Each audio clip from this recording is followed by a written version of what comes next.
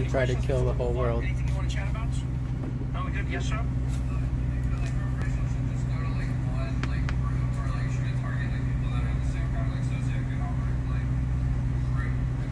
That's an interesting question. What do you mean by that? If I...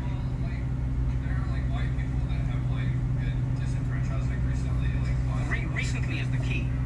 Recently is the key.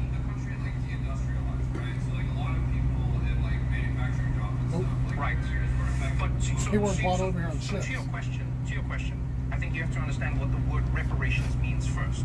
So reparations, you are repairing something that you have broken. You are paying for something that you were supposed to pay for.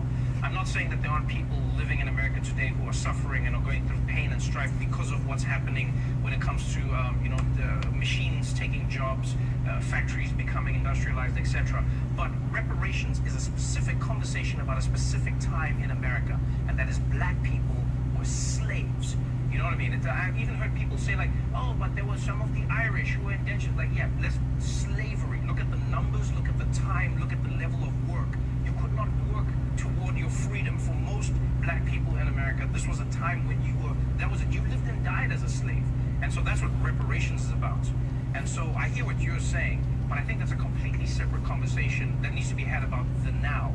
Because if you are not careful, what you then do is you combine everybody's suffering into the same ball, and you make it seem like all injustices have the same weighting, and they don't. Just like crimes. Theft isn't the same as murder. We don't try them the same way. And as much as there is a white person who's suffering today, I feel for anybody who's suffering, because I know what it's like to be poor. I know what it's like to suffer. I didn't come from a wealthy family. We struggled when I was growing up. But I also understand that there are levels of that suffering, And so sometimes white people, it does block a white person, because you go, white privilege, and a person goes, I'm poor and I'm white. Where's the privilege? White people are like, I wish I could activate my white privilege. I wish I could do it right now. White privilege! Give me something. I get that. I get that. But trust me, I get it. It is hard to accept that you have benefits because of the color of your skin if you cannot see the benefits that you have. But the thing I try to explain to a person is, think of it more like golf. Don't think of it as privilege, then think of it like a handicap, right? In golf, they acknowledge that you are in a position where you need so many advantages to be competitive in the game, right? So what they say is you have a handicap of 15, so that means like you're going to be hitting from this tee and you get more chances to get the ball in because we understand the position you're in.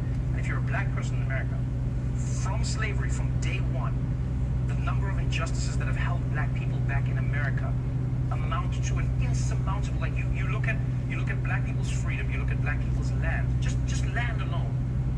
The amount of wealth you can acquire over time if you own land is exponential, because you have the land, you have the fact that you can borrow based on the land, you have the fact that you can use the money that you have borrowed to grow more wealth, you can use it to grow your family's wealth.